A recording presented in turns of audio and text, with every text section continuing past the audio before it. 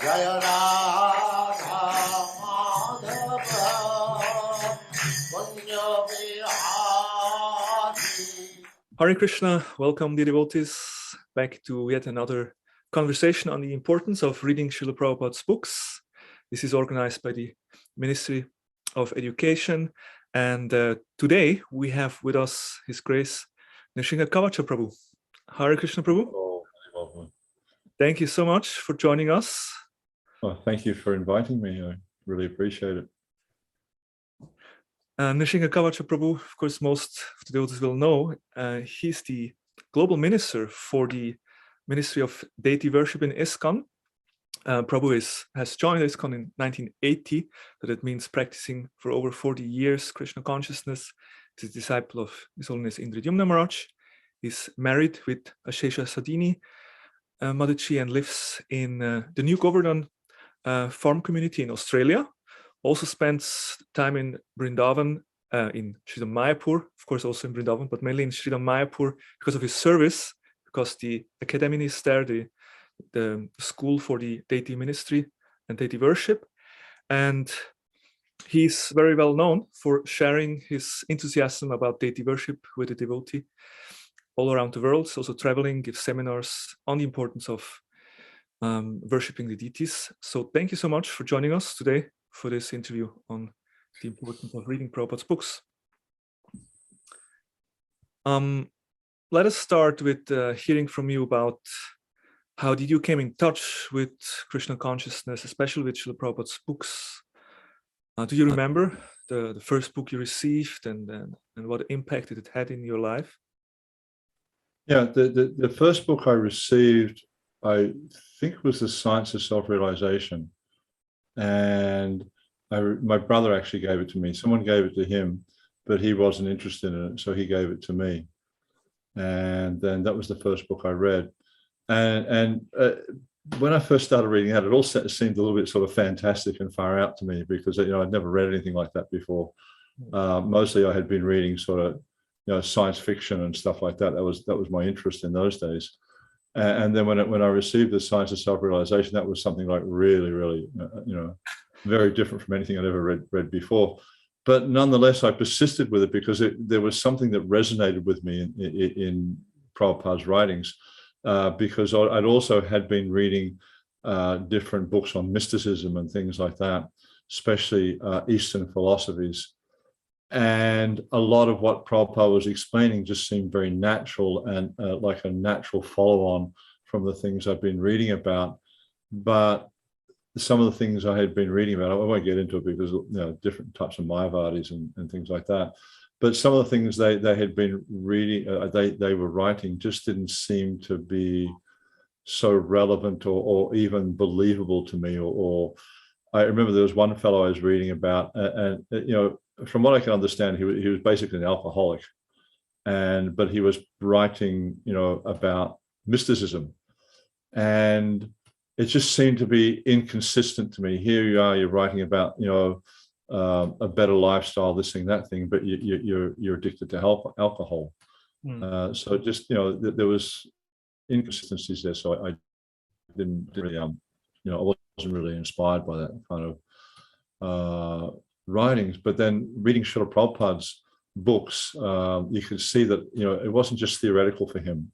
It was, you know, he walked the talk, as they say. You know, it was his life, and he was a wonderful example. He is a wonderful example of Krishna consciousness. So that's kind of, you know, stimulated my interest in reading at least these books. So you could immediately feel that while this person he must got a deep realization on what he talks. Well, I don't know if it was an immediate sort of thing, but I couldn't really put my finger on what was going on for me when I started reading the books. You know, I knew it was something different. That much I knew. I knew this was different from other books I was reading, and I kept reading even though I couldn't really understand so well. And then around the same time, you know, because I was reading The Science of Self-Realization, and I had heard about the Bhagavad Gita, so I went down to a local bookshop and I found the Bhagavad Gita there, the old ones with the yellow dust jacket on them, and so I also started to read that. And, I had some interesting experiences with that Bhagavad Gita, but it stayed with. I don't know if I've still got it or not, but it stayed with me for a long time, and because I used to move around a lot, and had a lot of very interesting experiences. A lot of you really got the sense of how the book was.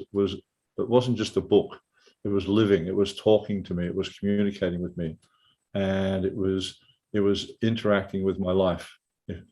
For want of a better way of describing it, but I really felt that when I was going through particular experiences in my life, then I'd be reading something in the Bhagavad Gita or the Science of Self-Realization, which was just appropriate to what was going on in my life.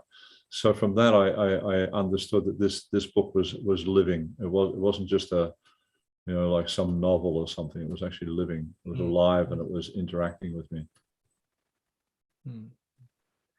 And then what made you finally decide to actually join the Hare Krishna movement? That's a long story. It took me quite a long time, actually. I probably about 7 years, I think. I'd been reading and chanting and things, and I just wasn't really so keen to kind of make a commitment to anything like that. But then at one point, it just sort of, I don't know, it just got to the point where I thought, this is what I should do.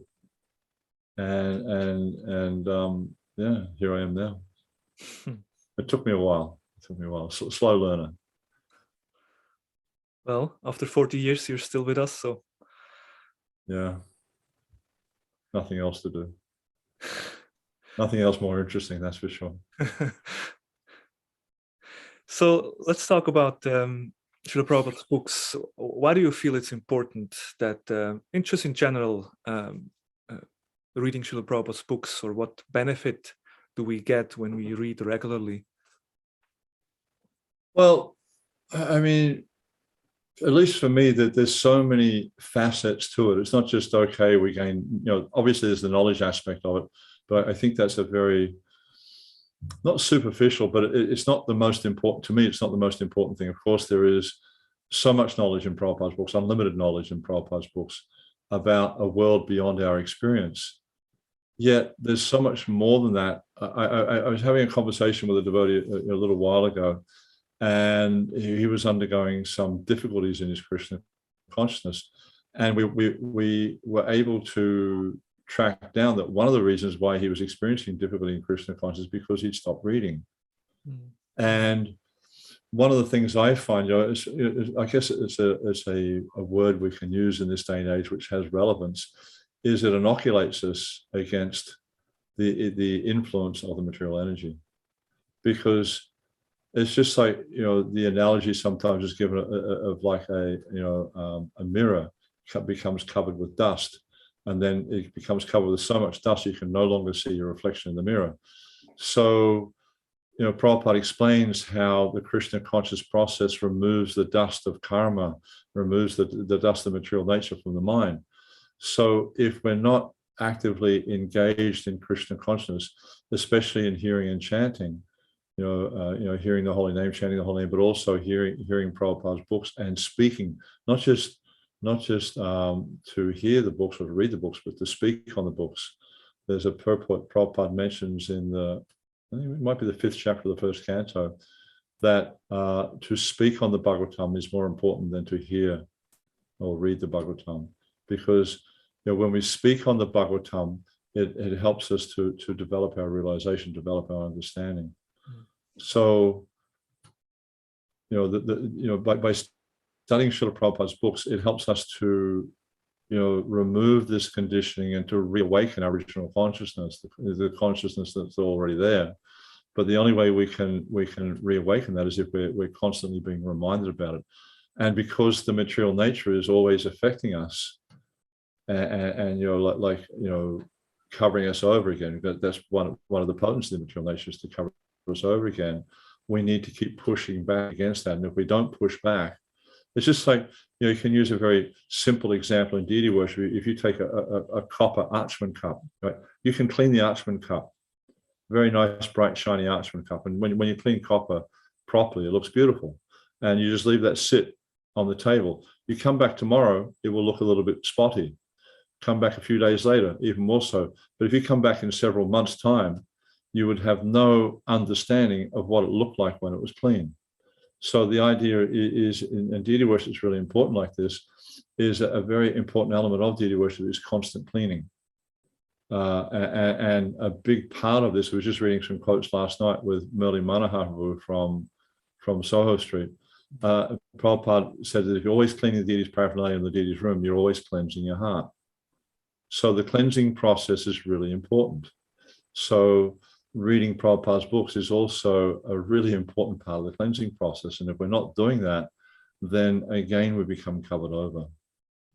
We can't just like read the book. I read the Bhagavad Gita 20 years ago and that's it. You don't have to read it anymore. No, we need to be constantly reading. And also, again, getting back to that element of the books being living. You can read the Bhagavad Gita 10 times, 100 times, 1,000 times. Every time you read it, you're going to get something new. The realization becomes deeper and deeper. Same with the Bhagavatam, Chaitanya Charitamrita. So any of Prabhupada's books. The more you read it, the more you understand, the more is revealed. So it's a very, very important part of our spiritual evolution is to be reading sort of Prabhupada's books regularly. Yeah, that's a very powerful point you mentioned. Basically, it means that we should always be in touch with that spiritual sound vibration so that this cleaning process can continue. But even like, because sometimes with busy life, the busy lifestyle that devotees have, it's not always possible or practical to have a daily study routine. But, we should as an excuse not to be connected with Prabhupada's books, even if you just read one verse and purport a day. But just make sure there's something there, not just I'm too busy for that. Okay, maybe you're too busy to put aside an hour or two or whatever a day, but are you too busy to put aside 5 or 10 minutes to read at least one verse and purport? When I wake up in the morning, I always try to just pull out my phone because I got the Kindle app on there and it's got Bhagavad Gita from the BBT. They have a Kindle file, so I just read. I try to read at least 5 verses when I wake up, but at least one. And when I go to bed at night, I try to read CC. Don't always get it done, but last night was late night calls, so the only thing I could think about it, midnight was to go to bed. But it's really important as we have this regular connection with Srila Prabhupada through his books, because as I think all of us who read Prabhupada's books experience that Prabhupada is alive in his books, and we need to have that connection with Srila Prabhupada, because especially in the way the world is now, it's such an uncertain place. You just don't know from today to tomorrow what's going to happen. Are you going to get sick? Is there going to be a lockdown? Are you going to get stranded somewhere when you're traveling? You don't know from one minute to the next what's going to happen. And like sometimes these lockdowns, they get called with like 2 hours notice or something crazy like that. So it's so uncertain in this world.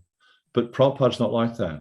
We know that there is certainty with Prabhupada. When we associate with Prabhupada, we know what we're dealing with.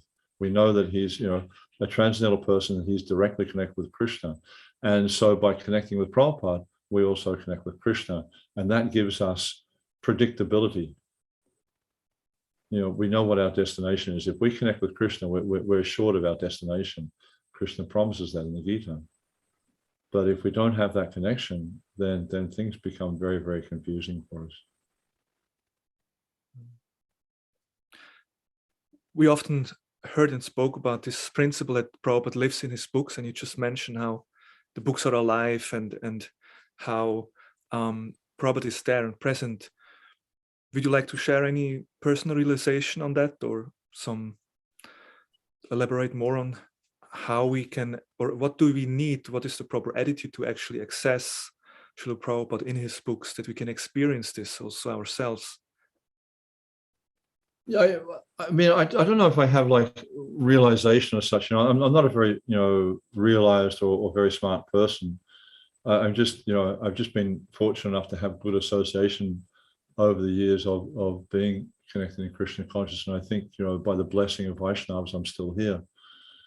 I do know, however, that at least, my approach to Srila Prabhupada's books is not try to evaluate whether it's right or wrong. Or, I remember years ago having a discussion with a devotee. We were talking about Dvita the gorilla in the Krishna book. We're reading Krishna book at night as a brahmachari. And at one point, one of the devotees was reading, he said, that's impossible. Who wrote that book? So he had doubt about it. I mean, maybe, the way I see it is maybe I can't understand it. Maybe I can't understand how this is possible, how this could happen.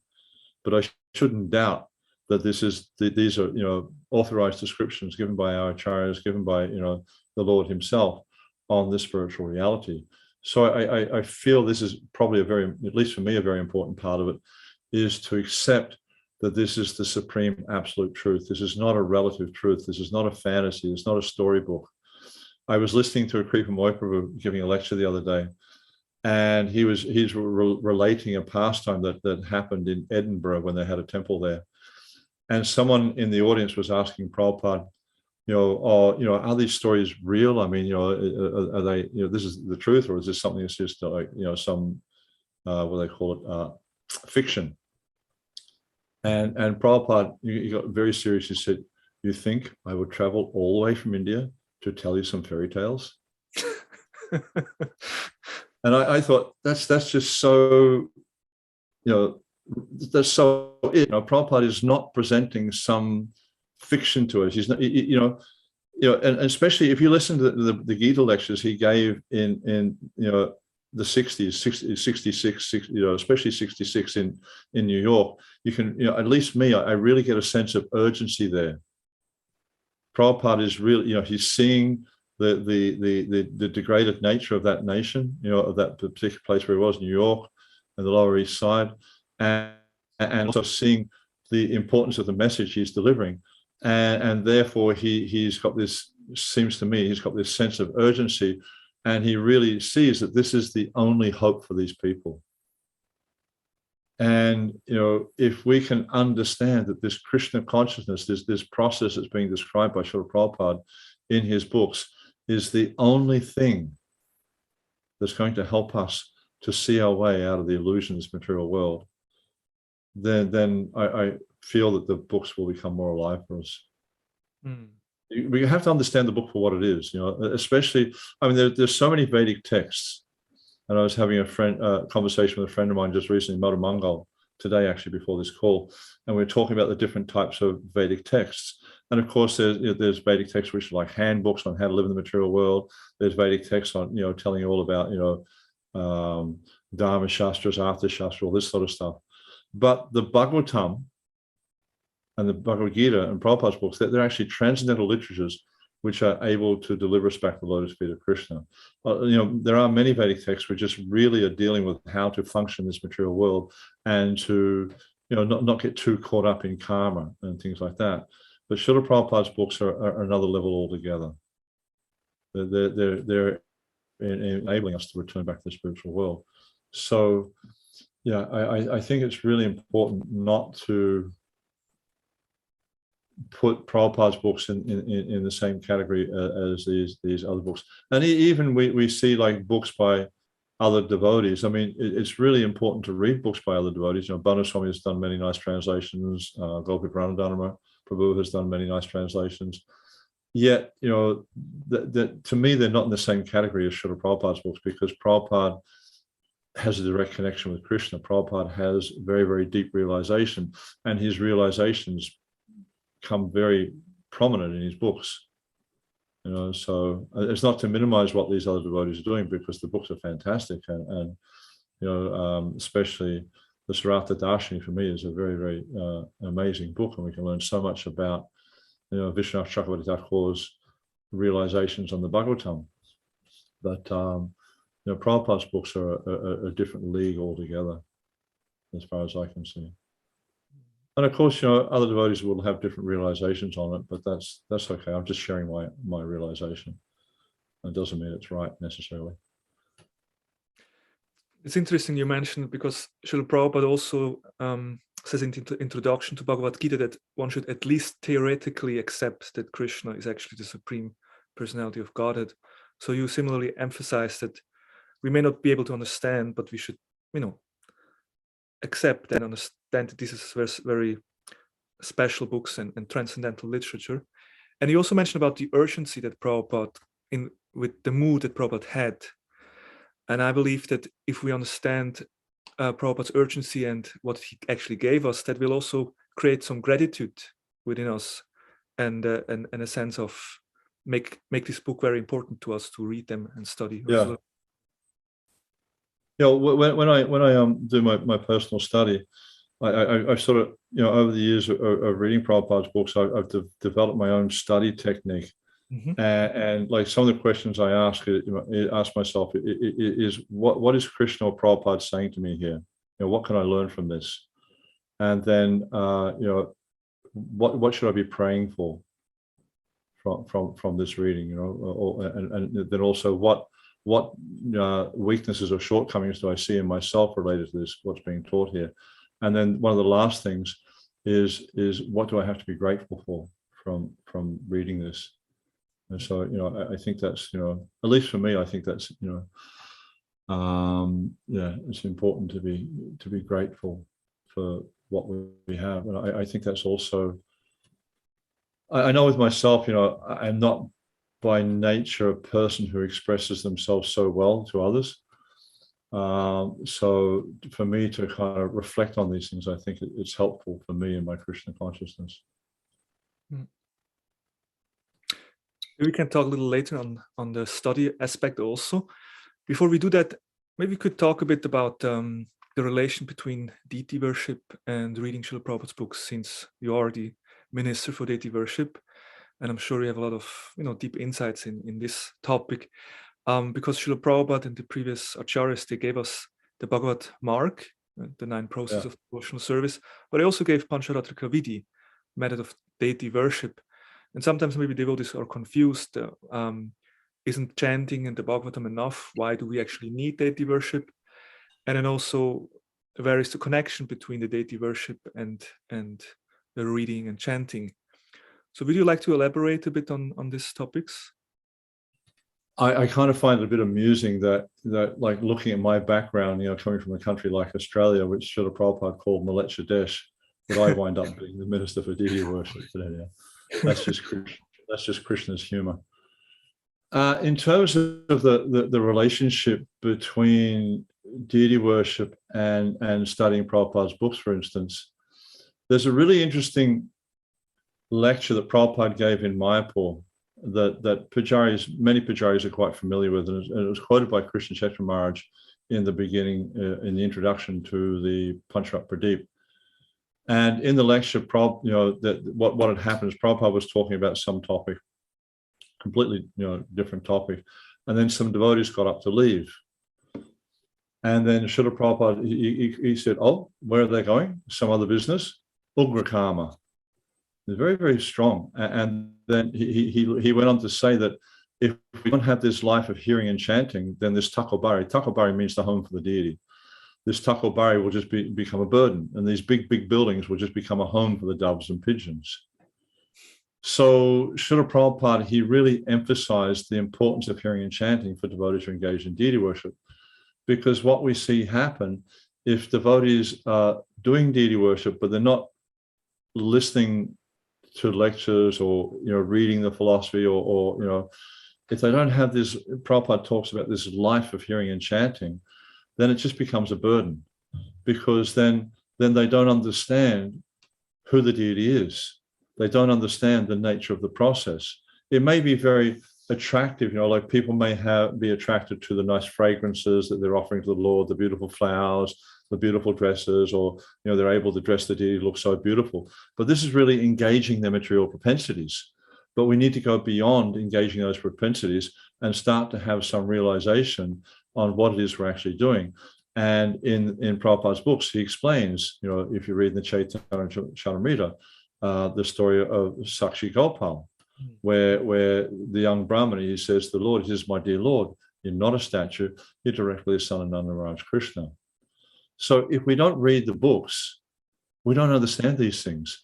And then, as Prabhupada explains, he gave almost the same lecture in Vrindavan some months later. And he said, and you will think this old man has given us a burden.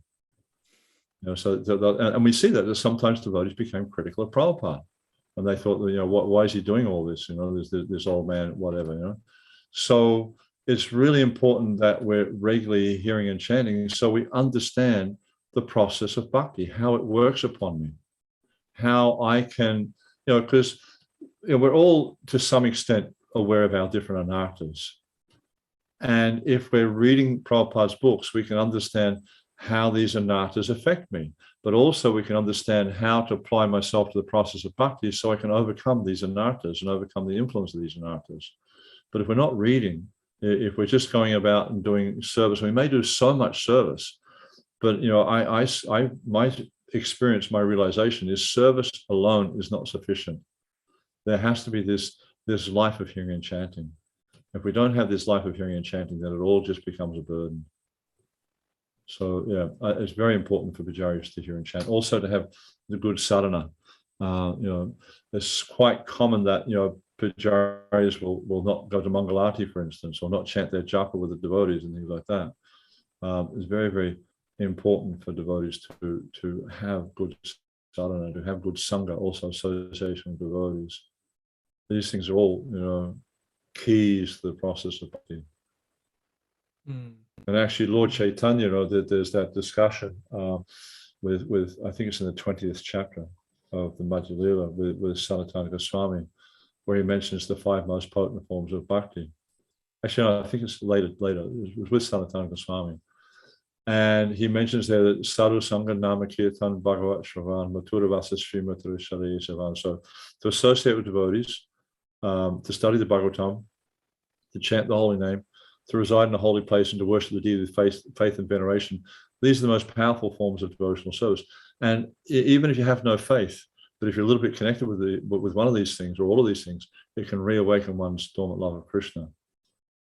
So, you know, very, very important for devotees to be active in the process of bhakti, not just a passive observer, but to be active.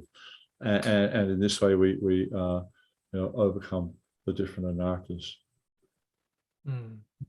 So what I'm hearing is that it's a whole process which has different aspects and they all need to be in place.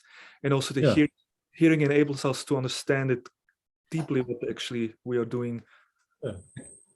It's a holistic process. And yes, of course, you know, you can get, you know, as we see, there's that verse in the 5th chapter of the 7th canto, where it talks about the 9 processes of devotional service.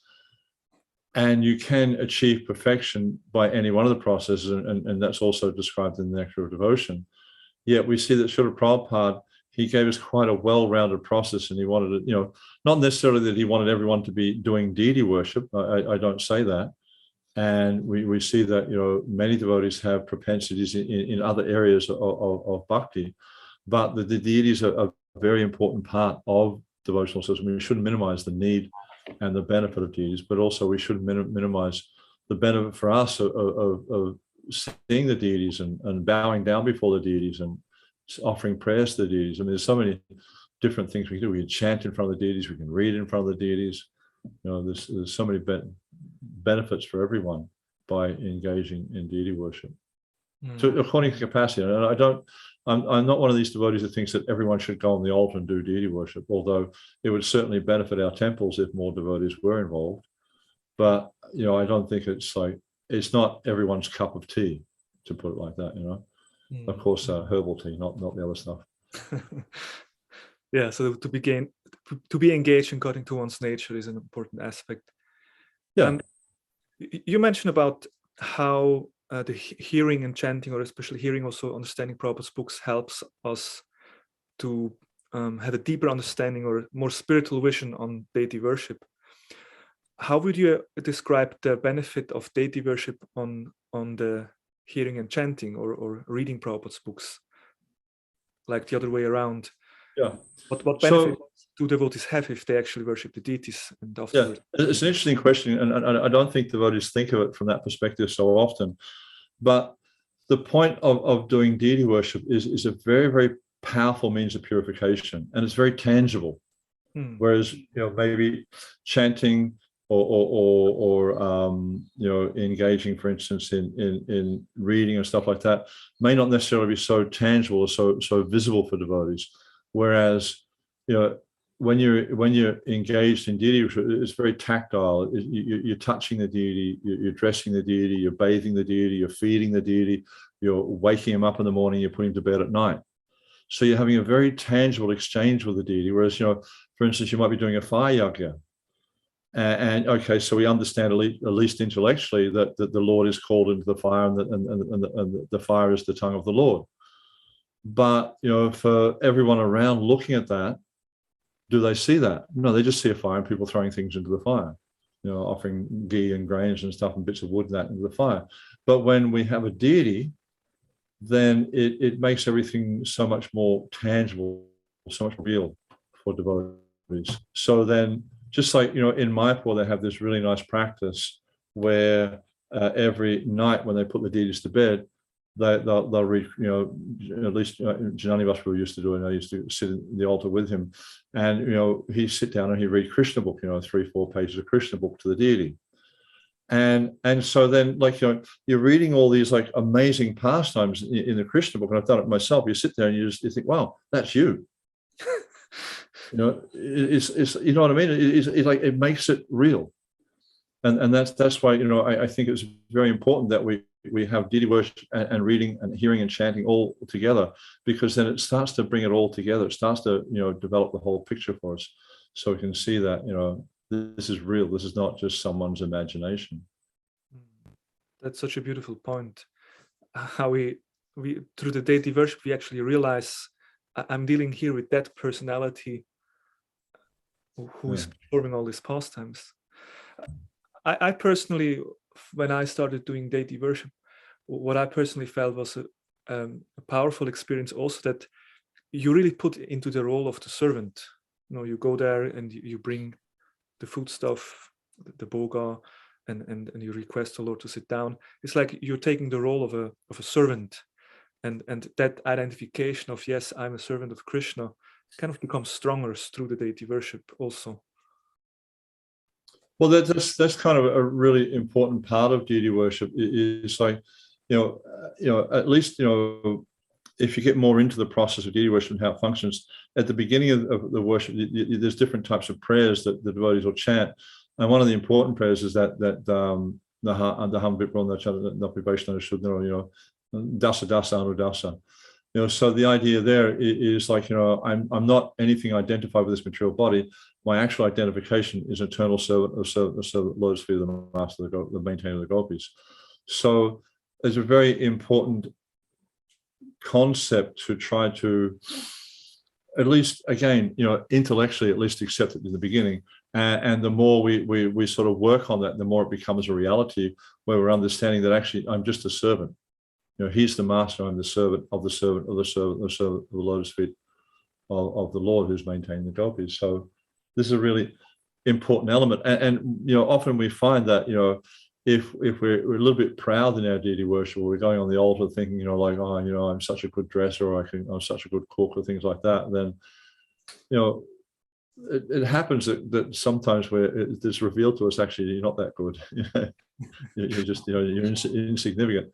And there was a class here the other day, and that point was being brought out really, really clearly, how we're just, a very, very tiny infinitesimal spark in the creation, and that Krishna is the source of that creation. And as it describes at the end of the 10th chapter of the Gita, that all this wonderful creation just comes from a spark of his splendor. So it gives us sort of this understanding of how great he is and how small we are, how insignificant we are. But nonetheless, we're all very dear to Krishna. And the more we're able to engage in serving him through any of the 9 processes of bhakti, then the more we become dear to Krishna, the more our nature becomes revealed. But again, there's an interesting connection that the proper mood to worship the deities is to understand that I'm not this body, I'm an eternal servant of the Lord. So that understanding also is enhanced by reading, understanding. Yeah. Without reading, you're not going to understand it. Yeah. You're not going to understand it. So it's so vital to our success on the path of bhakti is regularly reading Prabhupada's books.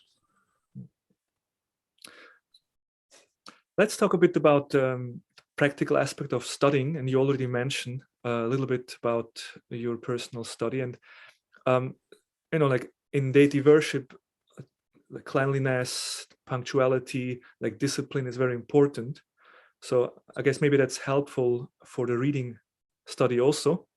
Maybe in that sense, pujaris are by nature sattvic, and then they have an advantage when they study. I don't know whether you see that also like this or have some experiences, but how do you ensure to make enough time in reading? You mentioned that you read in the morning and the evening, or would you like to share any other realizations on how to make sure that we get time to study and study habits? Well, unfortunately, since this pandemic has happened and global travel has kind of ground to a halt, much of my service is now online. And I have calls at all different times of the day.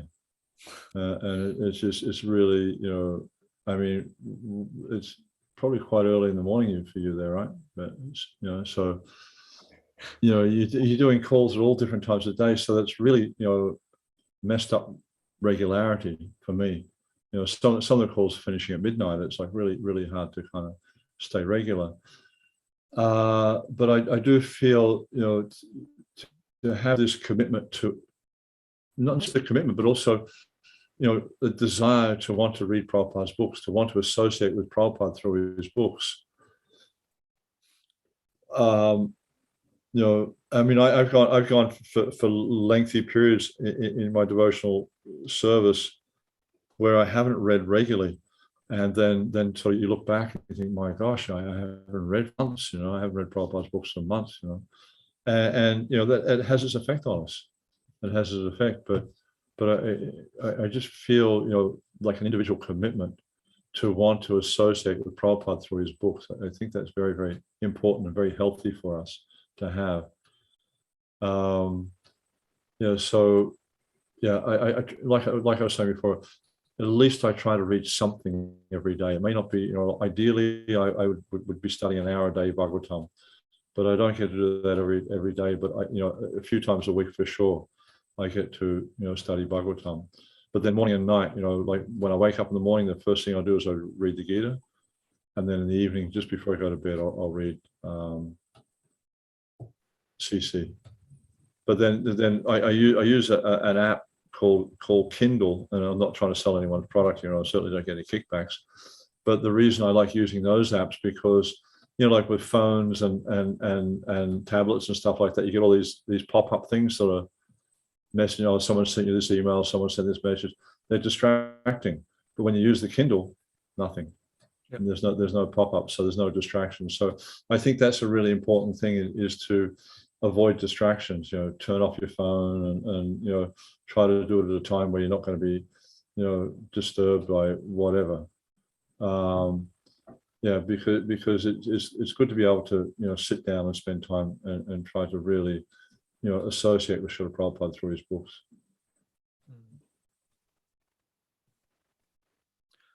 Have you developed any specific study, specific ways of studying, or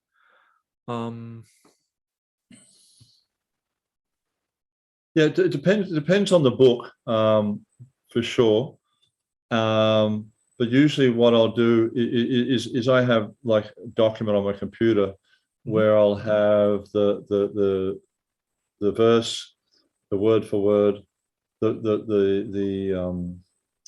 what do you call it, the translation and the purport, and then after that I'll have commentaries from the acharyas, whoever's made commented on that book, whether it's Baladev Vidyabhushan or Vishnu Thakur or Jiva Goswami or anyone like that, and then like I'll read through those things at least 2 times.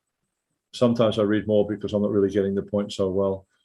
and then and also, you know, Bhagavatam, I have Burijan Prabhu's, you know, what's it called? The book he's got. You know, he's got that book, the first 4 cantos. I can't remember what it's called right now. Unveiling His Lotus Feet. Oh, Yeah. Yeah. So I got that book, and I find that very, very handy. And also, I like the study guides that the devotees in Pune have put out. Yeah, this Bhagavad Subodhini. Yeah, I find that very handy for giving a synopsis. And like one thing I always do, because oftentimes if we go through verse by verse, we don't really get the picture, the whole picture of it. At least me, because I don't have a very good memory. So what I like to do is I'll read, like before I start a new chapter, I'll read all the verses in the chapter first, just so I get an overview of the chapter, and then I'll summarize all the verses. And then I'll put, you know, so I get a summary of all the verses. Then I'll summarize the segments, you know, because you usually find there's like 2, 3, 4, 20 verses, 10 verses, whatever. This is what they're talking about. Just like right now, in the class here, it's from the 8th chapter of the second canto, and so from verse 7 to verse 23 in this chapter, Parikshit Maharaj is asking a series of questions to Shukadeva Goswami. So that's your summary there. Is that, you know, he's asking questions, and you know, the beginning, the first 6 verses are glorifying Krishna and the Bhagavatam. You know, so you know, you can get summaries, and then from that you summarize the whole chapter.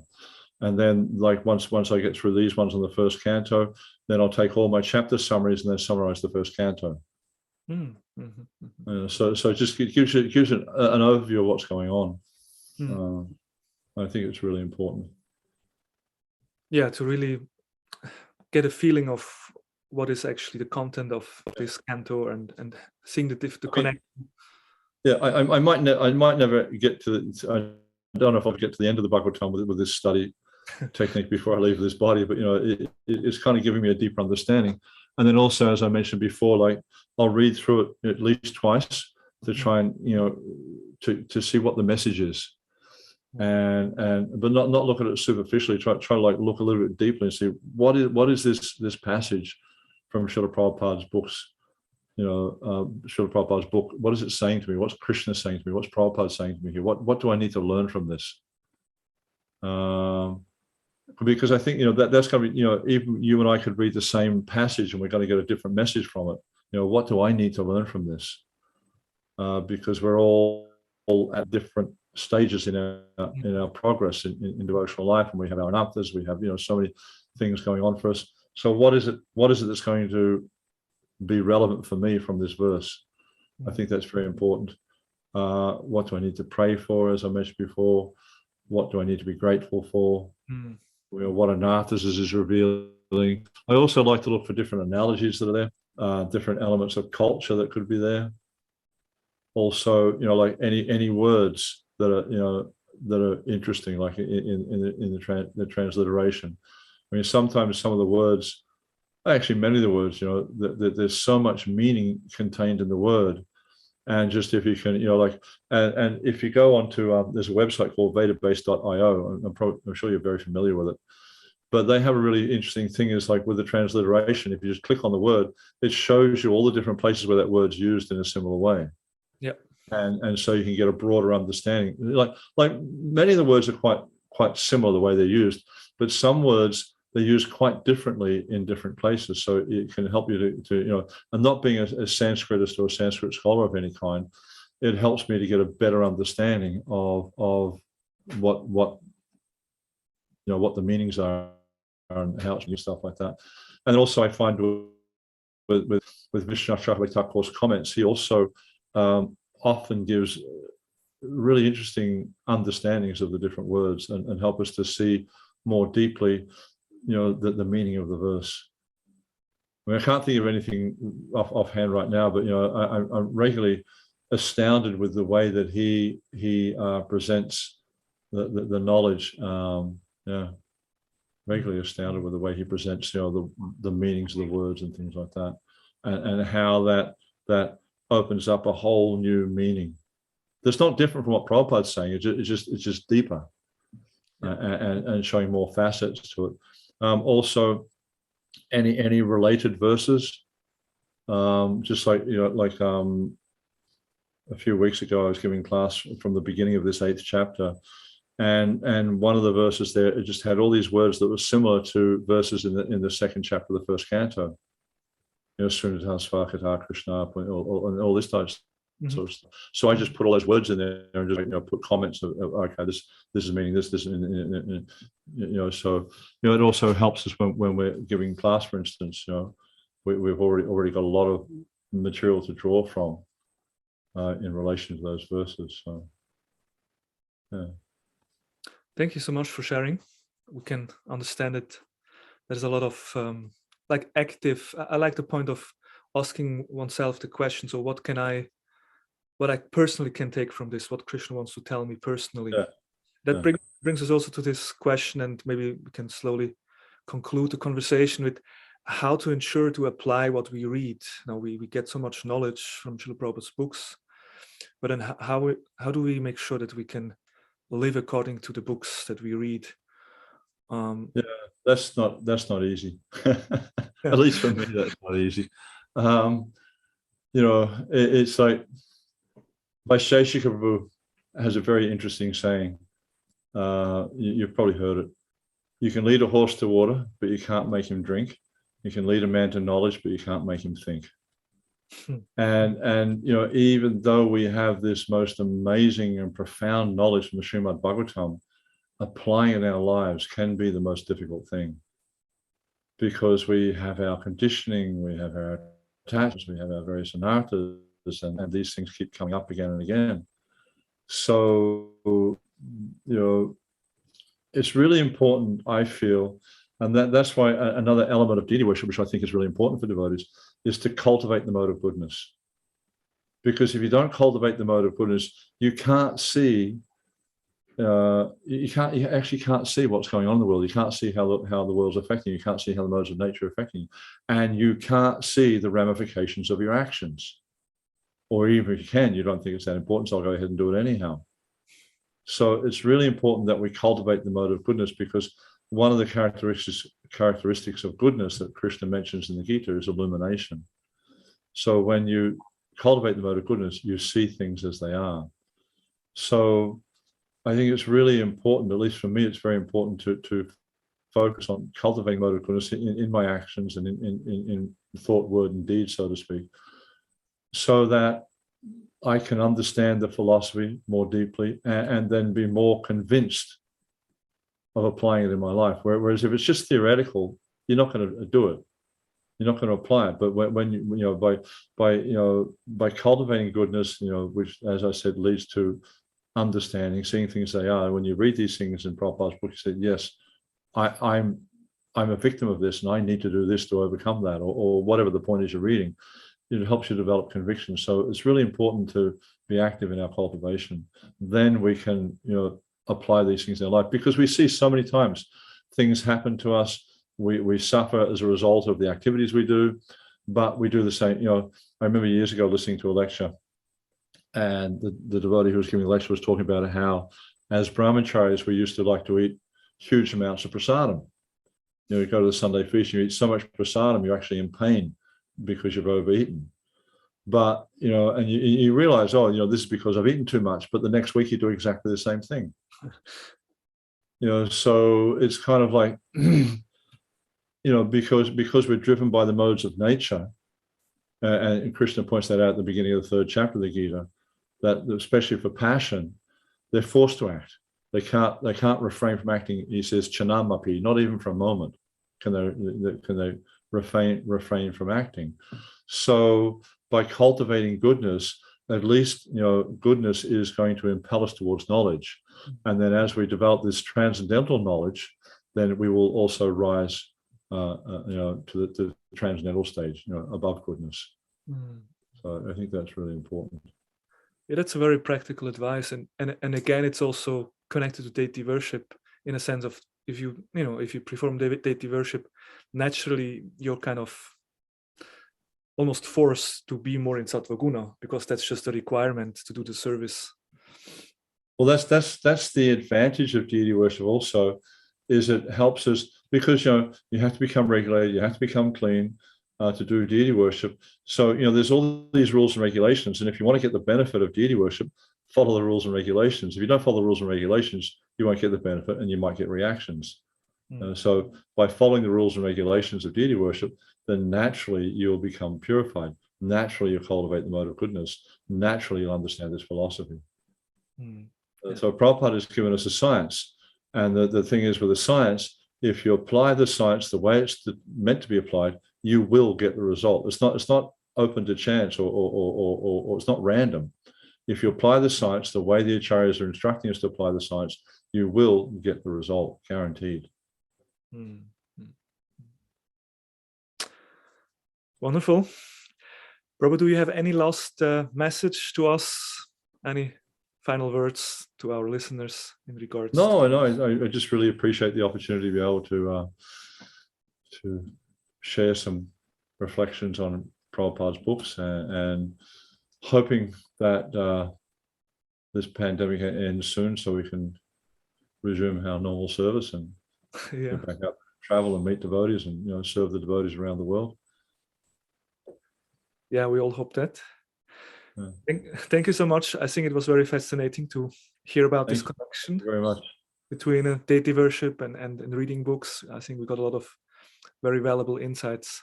Well, I see that all the processes of bhakti are connected. It's just we have to see how they're connected. Yeah. It's not like we've got deity worship over here and studying the books over here and chanting. They're all part of the same picture. It's all and the more that we can cooperate together in devotional service, then the more pleasing that's going to be to Srila Prabhupada. Not that I'm doing this service, and because I'm doing this service is the best. All services are absolute because they're connected to Krishna. Krishna is the best. So as long as we connect to Krishna, that's great. But yeah, and pleasing Srila Prabhupada, I think that's wonderful final word. That's what we're trying to do. Thank you so much. Hare Krishna. Thank you very much. Prabhupada ki jai. All glories to Prabhupada. Thank you. Hare Krishna, Hare Krishna, Krishna Krishna, Hare Hare, Hare Rama, Hare Rama, Rama Rama, Hare Hare.